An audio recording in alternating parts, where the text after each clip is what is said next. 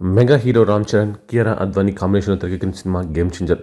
ఈ movie promotions జోరుగా సాగుతున్నాయి. ఇప్పటివరకు జరుగుతున్న ప్రమోషన్ ఈవెంట్లో ఈ సినిమాలో నటించిన ఎస్జే సూర్య, శ్రీకాంత్, సముద్రకని, అంజలి స్టార్స్ అంతా హాజరవుతున్నారు. కానీ game changer heroine Kiara Advani మాత్రం ఎక్కడా కనిపించడం లేదు.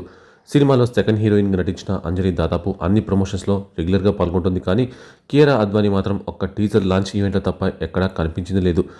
Game changer pre release event రాజమండ్రిలో జరిగింది. ముంబైలో గేమ్ చేంజర్ ప్రెస్ మీట్ కూడా నిర్వహించారు. ముంబైలో నిర్వహించిన ప్రెస్ మీట్ కూడా కియారా హాజరు కాకపోవడంతో అసలు ఏం జరిగింది అంటూ చర్చ మొదలైంది. ప్రస్తుతం ఆరోగ్యం బాలేక హాస్పిటల్లో ఉందట కియారా. కాస్త కోలుకున్నాక నార్త్ ప్రమోషన్స్లో ఆమె పాల్గొనే అవకాశం ఉందని అంటున్నారు.